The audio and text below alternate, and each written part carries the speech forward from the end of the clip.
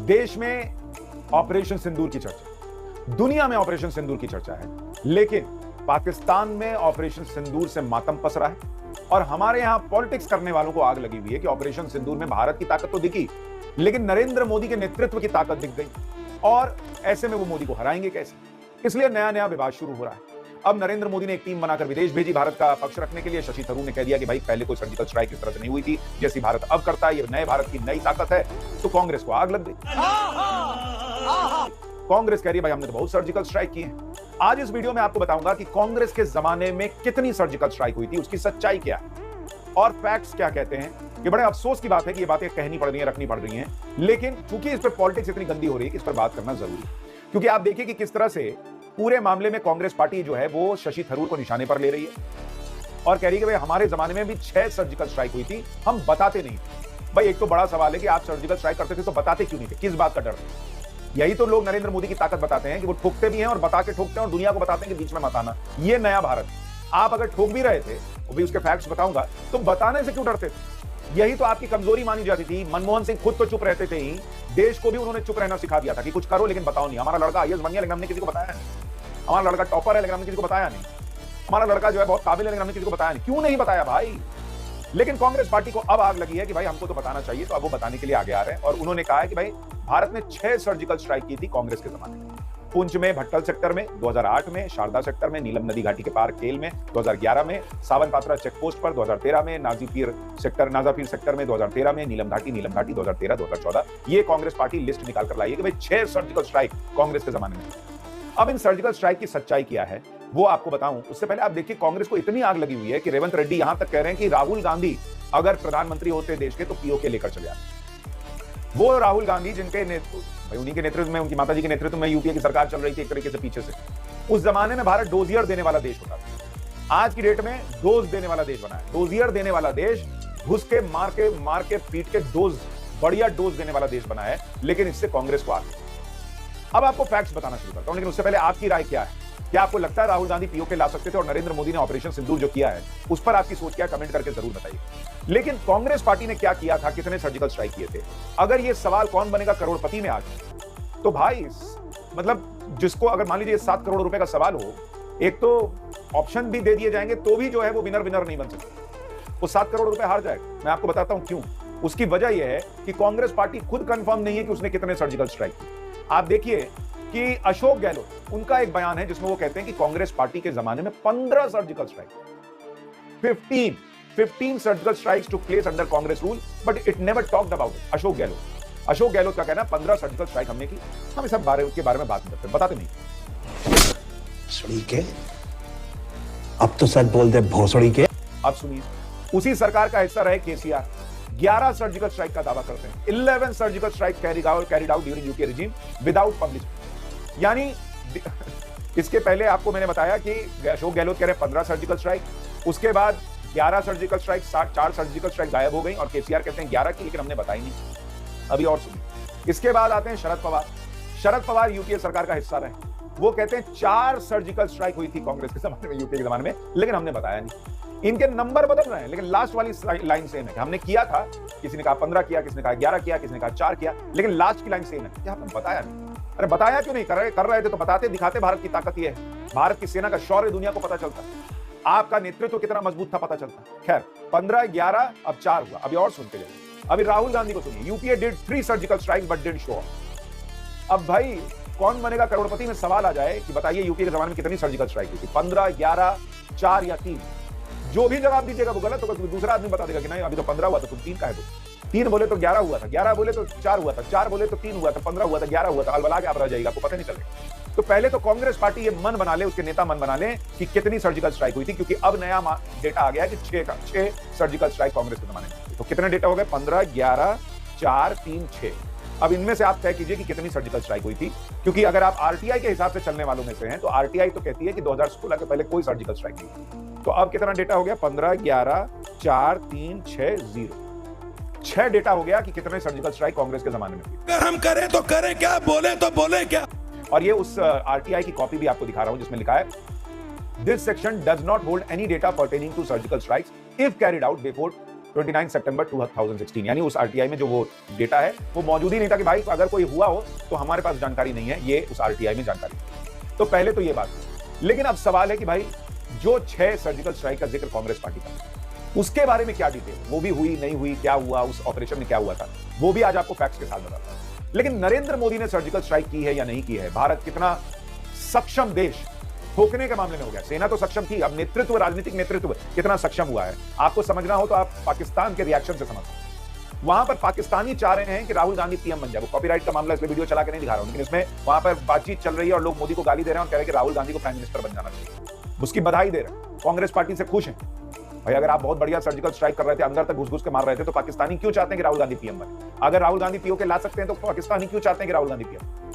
और उधर नरेंद्र मोदी के लिए आप देखिए, सैफुल्ला जैसा लश्कर का आतंकी फिर से बिल से निकल कर आया है और मंच पर आकर नरेंद्र मोदी को मारने की धमकी दे रहा है। अगर मोदी कुछ नहीं कर पा रहे तो ये आतंकी मारने की धमकी क्यों दे रहे हैं? एक बार उसको सुनिए, फिर आपको फैक्ट्स बताता हूं सर्जिकल स्ट्राइक कांग्रेस के जमाने में कितनी है। हम सिपाही इलेक्शन पे खड़े हैं, पीपी 180 के इलेक्शन पे। अगर कसूर वाले इजाजत हो तो अगला इलेक्शन नरेंद्र मोदी के मुकाबले में ना लड़ो। हाँ जी, प्यार है। मोदी तेरी मौत आई, मोदी तेरी मौत आई, मोदी तेरी मौत आई। इंशाअल्लाह हमारे इलेक्शन लड़ने के और अंदाज हैं। हम जब लड़ेंगे ना तो नरेंद्र मोदी इंशाअल्लाह उसको मुंह ताकत। सड़ी के कांग्रेस पार्टी कह रही है कि नरेंद्र मोदी तो सरेंडर कर रहे हैं। वहां आतंकियों को इतनी आग लगी हुई है कि वो कह रहे हैं कि हम नरेंद्र मोदी को मुर्दा कर रहे हैं। इसी से आप अंदाजा लगा सकते हैं कि नरेंद्र मोदी कैसे आतंकियों के अंदर तक खौफ भर दे रहे हैं, आग लगा के रखी हुई होंगी। और आपको अब बताता हूं कि भाई कांग्रेस के जमाने में क्या होता है। 26/11 जैसा आतंकी हमला हुआ, देश के अलग अलग हिस्सों में आतंकी हमले हो जाया करते थे। आपको याद हो तो कमेंट करके बताइएगा कि वो दौर क्या हुआ करता था। लेकिन जब 26/11 जैसा आतंकी हमला हुआ, उसके बाद हमारी सेना ने कहा, एयरफोर्स के चीफ BS धनोआ साहब ने कहा कि हम तो प्रपोजल दे रहे थे कि पाकिस्तान में मार देते हैं घुस के, लेकिन हमारा प्रपोजल गवर्नमेंट ने रिजेक्ट कर दिया।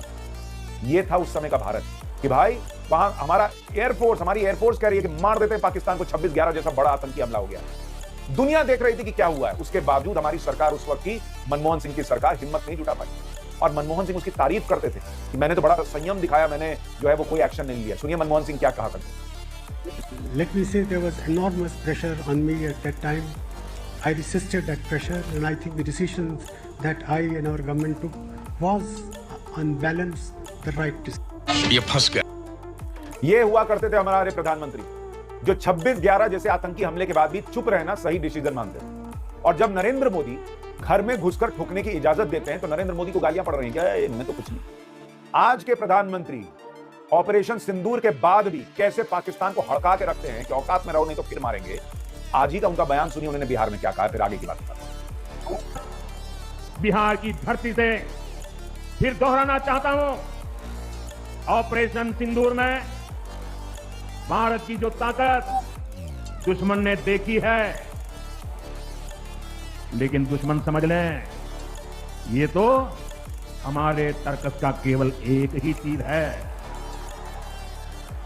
आतंकवाद के खिलाफ भारत की लड़ाई न रुकी है न थमी है।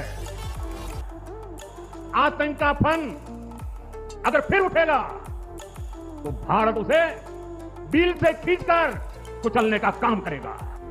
समझ रहे हो? समझ रहे हो आप? यह है नया भारत, यह है नरेंद्र मोदी का नेतृत्व, जो न सिर्फ मारते हैं, दुनिया को बता के मारते हैं कि देखो इसको मार रहा हूं, आना नहीं बीच में तुम लोग, और उसके बाद फिर बताते हैं कि अभी तो आधा मारा है, अभी फिर मारूंगा अगर ये उठा। यह है नया भारत। अगर भारत सर्जिकल स्ट्राइक कर भी रहा था कांग्रेस के जमाने में तो आप चुप क्यों थे? देश में ये विश्वास क्यों नहीं भर रहे थे कि इतने बड़े अगर आतंकी हमले होते हैं तो हम उसका जवाब देना जानते हैं? दुनिया को क्यों नहीं बताते?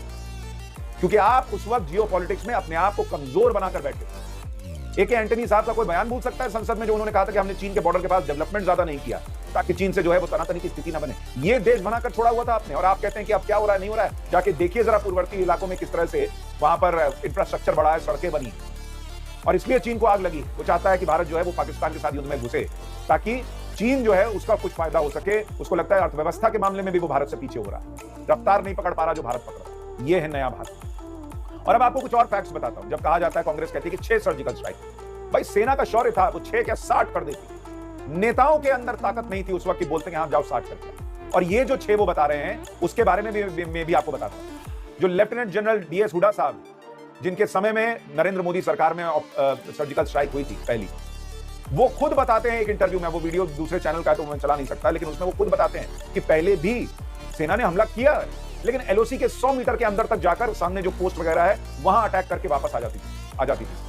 ऐसा नहीं है कि तब सेना जो है वो पाकिस्तान में अंदर घुस नहीं सकती, लेकिन तब का नेतृत्व वो था जो कहता था कि अच्छा ठीक है, एक काम करो 100 मीटर तक जाओ और वापस आओ, ज्यादा अंदर जाने की जरूरत नहीं। इस तरह का नेतृत्व था, पॉलिटिकल नेतृत्व। सेना तो तब भी जहां बोलते वहां जाके घुस के मारा।